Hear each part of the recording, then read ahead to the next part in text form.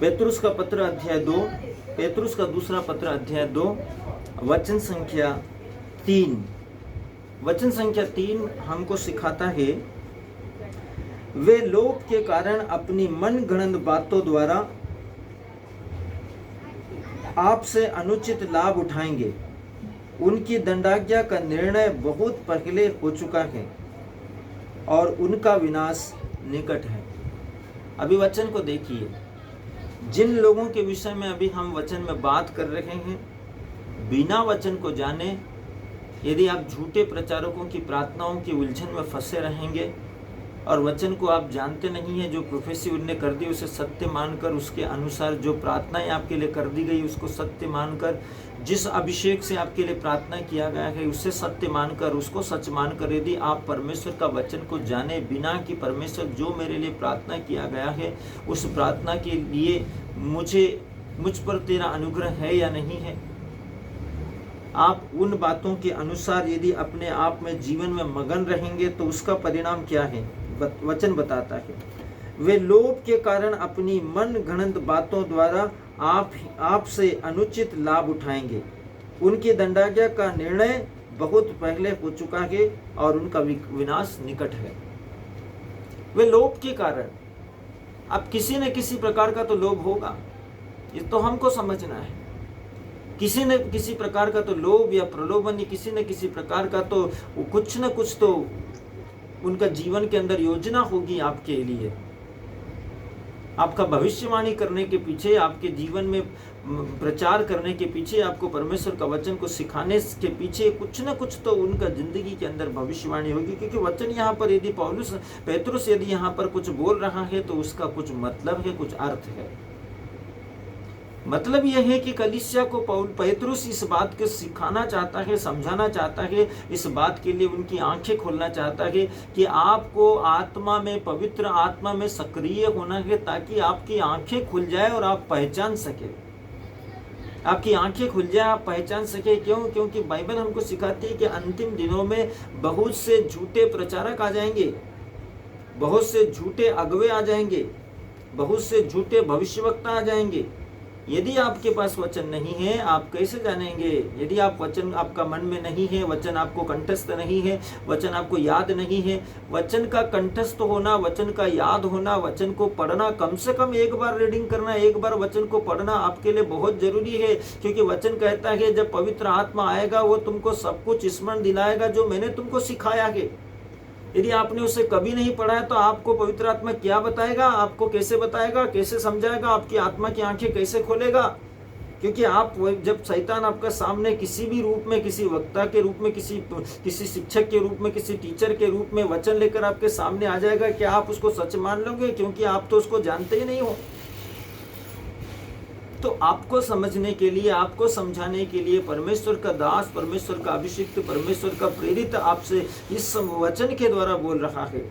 वे लोग क्या करते हैं जो झूठे प्रचारक है, झूठे भविष्यवक्ता है, झूठे प्रशंसक है, जो अपने आप को परमेश्वर के अभिषिक्त कहते हैं, झूठे प्रचार करते हैं, झूठ का प्रचार करते हैं, असत्य भावना से, बुरी इच्छा शक्ति से प्रचार करते हैं। उनकी विचारधाराओं के अनुसार प्रेरित पेतरुस कहता है वे लोभ के कारण, लालच के कारण, असत्य के मार्ग की निंदा, वे लोभ के कारण अपनी मनगढ़ंत बातों द्वारा, लोभ के कारण, लालच के कारण, अपने मनगढ़ंत, अपने आप से गढ़ी हुई, अपनी बुद्धि से या तर्क वितर्क से निकाला हुआ, अपने दिमाग से जोड़ के, तोड़ मरोड़ के वचन को जितना अच्छा, मुलायम, नर्म और सॉफ्ट बनाया जा सकता है, जो आसानी से आपको बेहतर लगे, आपको सही लगे, आपको अच्छा लगे, आप खुश हो जाए, उस तरीके से अपने मनगढ़ंत बातों द्वारा आपसे अनुचित लाभ उठाएंगे। अनुचित लाभ का मतलब भी आप समझ लीजिए, अनुचित लाभ उठाएंगे और उनकी दंडाज्ञा का निर्णय बहुत पहले हो चुका है, उनके बारे में निर्णय बहुत पहले हो चुका है। परमेश्वर का वचन में प्रभु यीशु मसीह का भविष्यवाणी में प्रभु यीशु मसीह ने उसके विषय में बहुत बार प्रेरितों से कह चुके हैं। और इसी विषय में परमेश्वर का वचन कहता है कि मेरे नाम से बहुत सारे लोग आएंगे, प्रभु यीशु ने स्पष्ट शब्दों में, अपने शब्दों में कहा, मेरे नाम से बहुत सारे लोग आएंगे और कोई कहेगा देखो वो यहाँ है, कोई कहेगा देखो वो वहाँ है, कोई कहेगा देखो वो इधर है, कोई कहेगा देखो वो वहाँ दिखाई दिया। प्रभु यीशु ने कहा, तुम ऐसी बातें सुनकर भरमा मत जाना, धोखे में मत आ जाना। प्रभु ईश्वर का वचन स्पष्ट तरीके से कहता है, वो आपसे अनुचित लाभ उठाएंगे, आपसे फायदा उठाएंगे, अपने मतलब अपने उल्लू सीधा करने के हिसाब से अपना जीवन को, अपने जीवन की जरूरतों और आवश्यकताओं को और व्यक्तिगत अभिलाषाओं को पूरी करेंगे, अनुचित लाभ उठाएंगे। अनुचित लाभ में बहुत कुछ आ सकता है, आपको वचन नहीं मालूम है तो आप शोषण आपका शोषण भी हो सकता है, आपसे बहुत कुछ भी हो सकता है आपका लाइफ में। क्यों? क्योंकि उधर जो बैठा हुआ है वो परमेश्वर का वचन के अनुसार यदि आप और मैं समझ सकते हैं तो इस बात को समझिए। परमेश्वर का वचन में प्रभु यीशु मसीह का वचन कहता है, परमेश्वर की अपनी वाणी प्रभु यीशु मसीह के वचन के द्वारा कहती है कि शैतान ज्योतिर्मय स्वर्गदूत के रूप में निरंतर इस ताक में लगा रहता है कि कब उसको मौका मिले और किसे फाड़ खाए। इस ताक में लगा रहता है, जवान दहाड़ते हुए सिंह के समान। और सिंह क्या करता है? धोखे से घात लगा कर बैठता है। अनुचित लाभ में बहुत कुछ आ सकता है, आप समझ सकते हैं। वचन कहता है उनकी दंडाज्ञाओं का निर्णय पहले हो चुका है। उनकी दंडाज्ञाओं का निर्णय जो ऐसे हैं उन पहले हो चुका है। और फिर बात आती है अब उन लोगों की जो ऐसे लोगों पर विश्वास करते हैं और ऐसे लोगों की संगति में चलते हैं और उनको अपना आइडल, अपना प्रचारक, अपना पासबान, अपना कलीसिया का अगुवा मानते हैं और उन पर विश्वास करते हैं और वचन की गंभीरताओं को जानने की कोशिश भी नहीं करते। तो इनका क्या होगा? यदि उनका वो हाल है तो इनका क्या हाल होगा? अपने को निर्णय करना है। अपने बुद्ध परमेश्वर ने ज्ञान दिया है, समझ दीजिए। आपको खुद को निर्णय करना है। समझिए, वचन की गंभीरता को समझिए। वचन स्पष्ट तरीके से कहता है और उनका विनाश निकट है। उनका विनाश निकट है। इसका मतलब जितना भी अभी तक का आपका जो विश्वास में आप चल रहे थे, आप अपने आप को विश्वासी बोल रहे थे, आपको पता ही नहीं है, आप धोखे में हैं, आप किसके अधिकार में हैं। आप उन झूठे भविष्यवक्ता, झूठे मसीहों के जो ज्योतिर्मय स्वर्गदूत के रूप में शैतान के अनुयायी बनकर आपका बीच में आ गए। पहचानना पड़ेगा मेरे को, आत्मा में पहचानना पड़ेगा और विश्वास में प्रार्थना करना पड़ेगा। आपको उपवास करना पड़ेगा, निवेदन करना पड़ेगा, मध्यस्थता करना पड़ेगी, पवित्र आत्मा को मांगना पड़ेगा। पवित्र आत्मा मुझे सिखा, मुझे प्रेरित कर, मुझे मार्गदर्शित कर। पवित्र आत्मा कैसे प्रार्थना करना है, किसके लिए प्रार्थना करना है, मध्यस्थता कैसे करना है, निवेदन कैसा करना है, समर्पण कैसा करना है। पवित्र आत्मा आपके लिए प्रार्थना करना आपको सिखाएगा, आपके बीच में आएगा, आपको गाइड करेगा। क्योंकि यीशु ने कहा जब तक पवित्र आत्मा नहीं मिले कहीं मत जाना।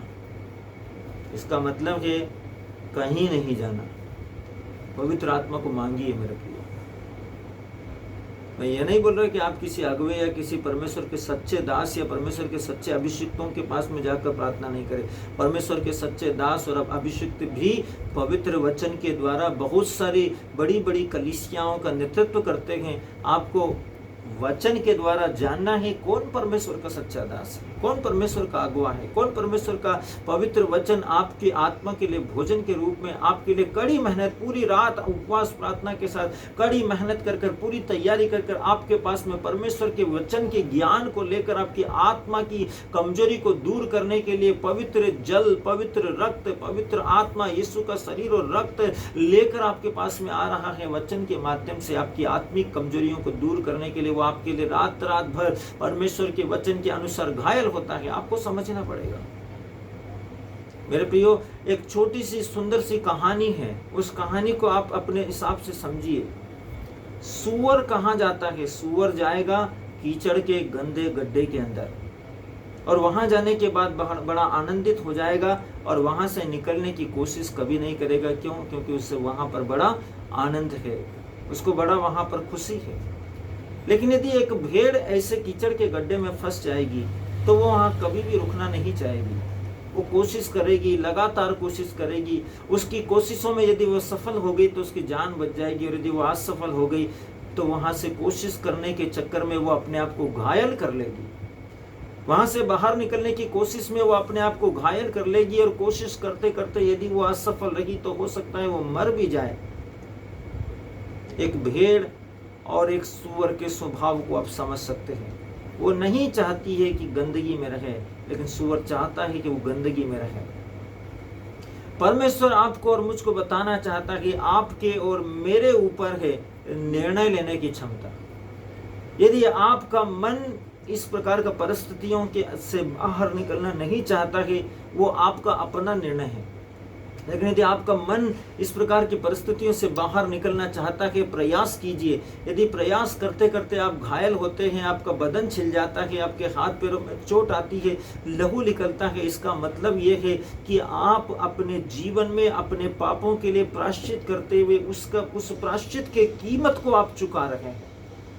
मेरे प्रियो, अपना जीवन में, अपने परिवार का जीवन में, अपने परिवार के सदस्यों का जीवन में आप उद्धार ला सकते हैं अपनी कोशिशों के द्वारा। लेकिन यदि आप आना ही नहीं चाहते, इसका मतलब है आप जिस माहौल में हैं उस माहौल में आप आनंदित हैं, अब आपको कोई चिंता नहीं है। परिणाम आप जानते हैं, परिणाम आपके सामने है। परिणाम को आप भली भांति से समझ सकते हैं। और परमेश्वर का वचन आपको यही सिखाना चाहता है, उनका विनाश निकट है, उनका विनाश तय हो चुका है। यदि हम पाप के बंधन से बाहर निकलना चाहते हैं, तो पाप के बंधन से बाहर निकलने के लिए पाप की शक्तियां आपके ऊपर आक्रमण करेगी, पाप की शक्तियां आपके ऊपर प्रहार करेगी।